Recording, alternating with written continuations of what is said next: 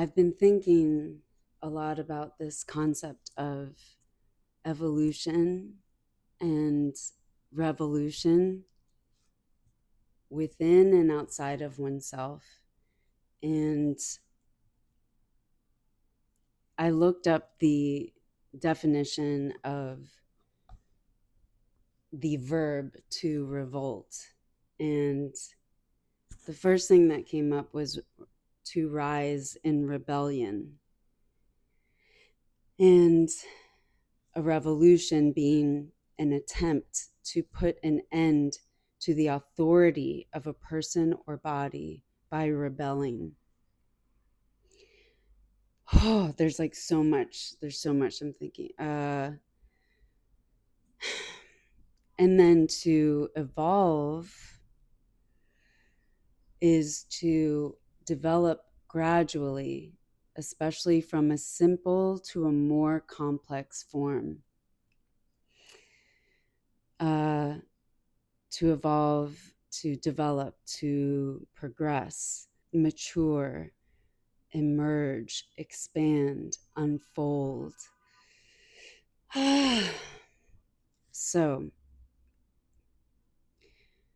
I've been thinking about being a witness to my own evolution and to the things I've revolted against outside of myself, but also the inner revolutions that have happened when I have these seismic shifts within, at different landmarks in my life, these events that shifted my entire way of experiencing the world or experiencing myself and my place within it. What is intriguing me right now is this thought of both of these things not just happening to you, but you having an enormous amount of agency over how the unfolding happens, how the shifts occur, what they look like, how powerful they are, how informed they are of past evolutions or revolutions within. This shit has got me I can barely articulate myself. I'm so excited. It's so invigorating to think about the power we hold within us to change our reality, what we understand to be real, the reality that we accept, the reality that we refuse to accept, the reality that every cell in our body tells us we must rebel against. I've spent so much of my life fighting against or fighting for. And I can remember way back to when I was a little girl.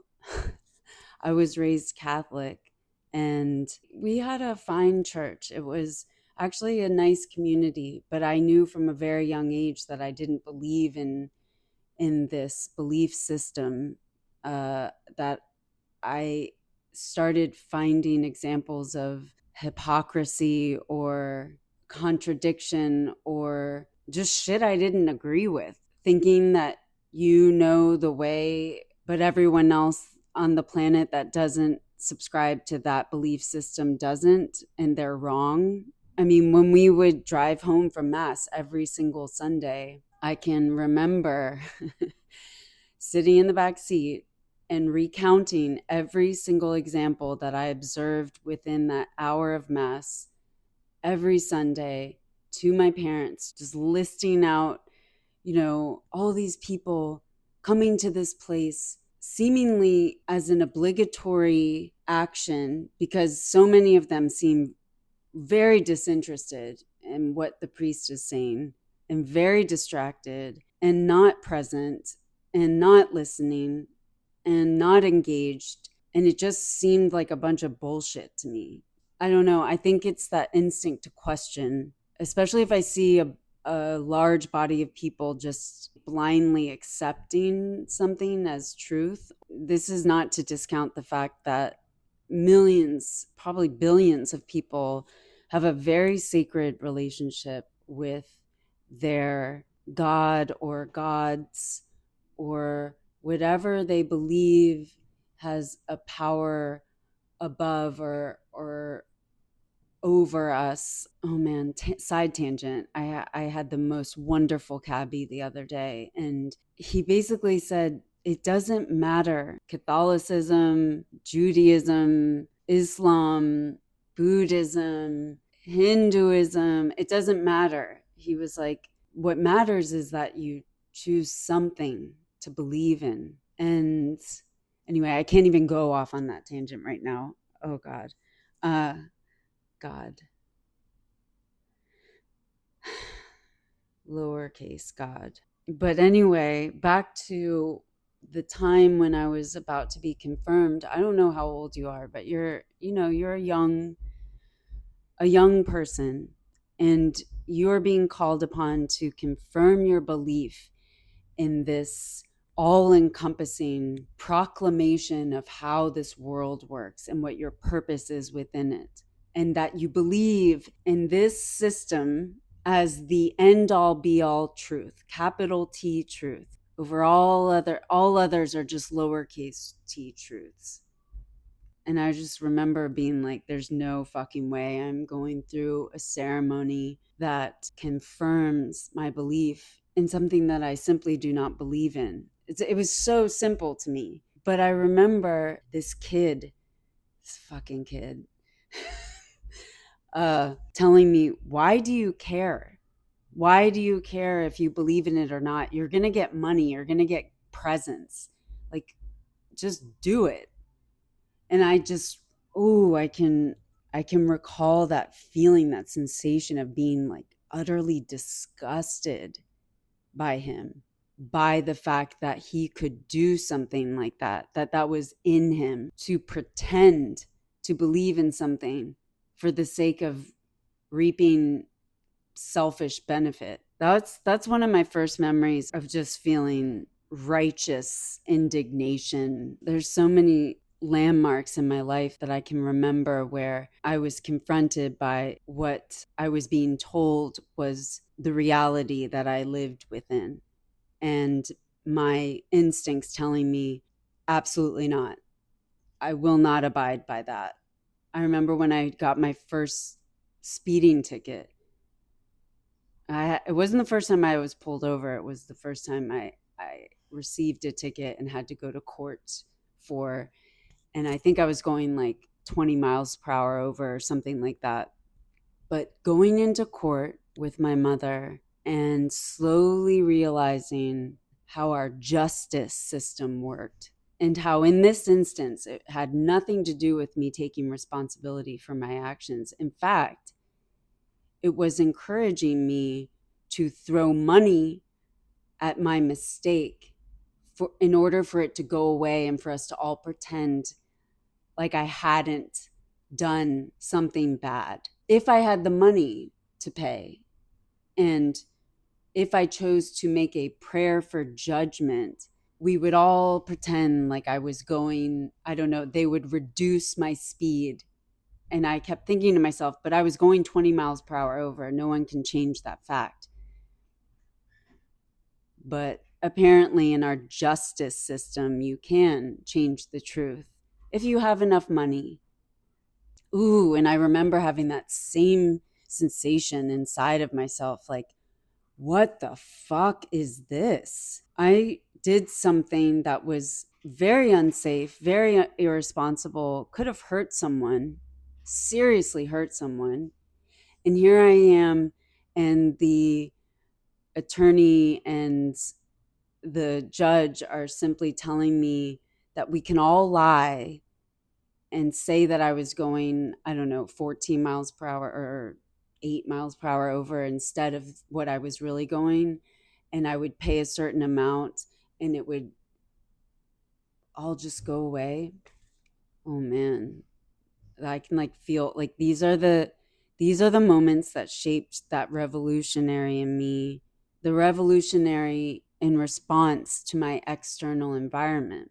Oh, I could go on and on, but those were like two formative experiences that I had pretty early on that just kind of got the wheels turning of how this world worked and how unwilling and unable at that time I was to accept how the world was.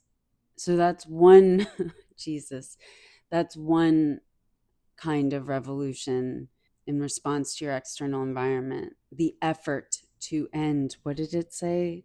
The effort and attempt to put an end to the authority of a person or body by rebelling. I've also been thinking about that inner revolution that we have as we evolve over time. We have these paradigm shifts. Well, we all have the capacity within us to have these significant mindset shifts, these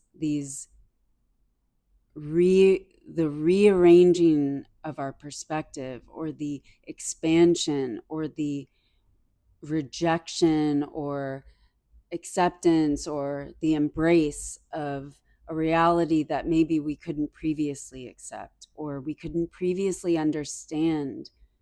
And it's not that we were wrong and now we are right. These shifts serve us in some way. And often, as we grow older, one of the gifts of growing older is that we have limitations and we learn of them, we meet them voluntarily or otherwise. We do come up against our limitations. So, a lot of times, that's what informs those paradigm shifts, simply out of necessity, out of the need to survive. The revolutionary in me that could not accept this world as it was and still is, she couldn't handle the pain any longer of the conviction that this world needed to be more just and needed to eradicate war. And that conviction living inside of every cell of her body was killing her, because the reality was something else entirely. And the revolution that I experienced during that time in my life, and it wasn't easy, and it was not pretty. It was this process of learning how to accept.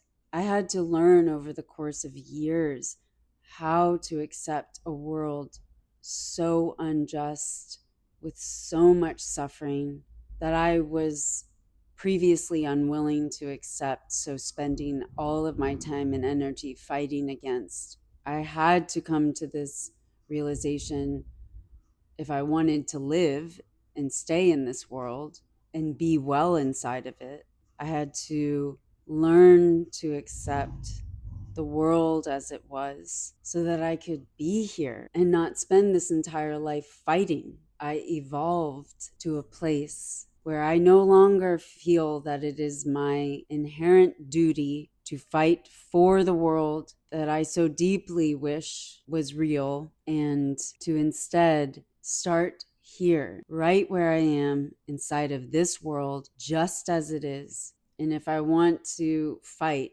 for myself, to be well enough to find the ways I can be here, and no, I am not going to save the entire world. I literally had to learn that, like, over the course of a couple decades. I literally had to learn to accept that I was not going to lead a revolution in the way that I had imagined I would. That instead, to turn all of that energy and attention and focus from fighting against the external environment that I found myself within, and turning it inward to feed myself and to cultivate my own evolution and revolutions inside of me, and to celebrate that that it is not my duty to save the world, but it is my duty to save this, to give this vessel, this mind and body and soul or spirit, to give the one vessel that I have to move through this world the chance to be well and to enjoy. That was a revolutionary thought for me, to simply enjoy. I thought I literally had to sit inside of the suffering and pain with others who were suffering and in pain so that they wouldn't feel alone, and then to fight for whatever it was that I felt would alleviate that suffering and pain.